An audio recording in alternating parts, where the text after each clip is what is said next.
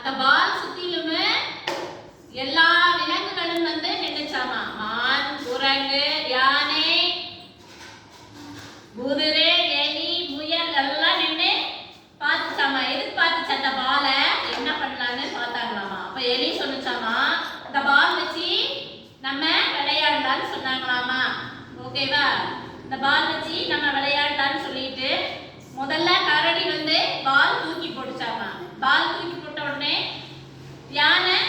யானைகிட்ட வந்து நின்னுச்சாமா. யானை மறுபடியும் அந்த பாலை தூக்கி போட்டுதாமா. யானை தூக்கி போட்டு குரங்கு கையில வந்துச்சாமா. குரங்கு அந்த பந்தை கீழே வச்சு காலில் எட்டி உதச்சிச்சாமா. ஓகேவா? குரங்குக்கு அடுத்து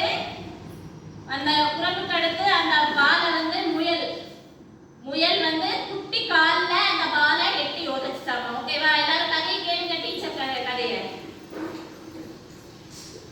முயல் எட்டி உதச்ச உடனே அந்த பாலை மான் எடுத்து தூக்கி போட்டுச்சாமா. ஓகேவா?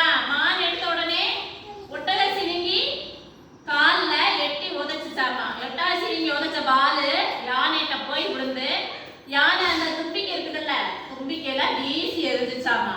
வீசி எரிஞ்ச உடனே அந்த பாலு மரத்துல மாட்டிக்கிச்சாமா. அந்த மரத்துல சிக்கின பால் யார் எடுக்கிறதுன்னு எல்லாரும் பார்த்துட்டு இருந்தாங்களாமா. நம்ம கேள்வி கேட்கலாமா? டீச்சர் கேள்வி கேட்டா, காட்டுக்குள்ள என்ன நடந்துச்சு? பால். Very good. அந்த பால் முதல்ல யார் போட்டாங்க? கரடி. சூப்பர். கரடிக்கு அப்புறம் யார் போட்டாங்க? Very good. யானைக்கு அடுத்து யார் போட்டாங்க? ஒட்டக சிறுங்கி. ஓகே.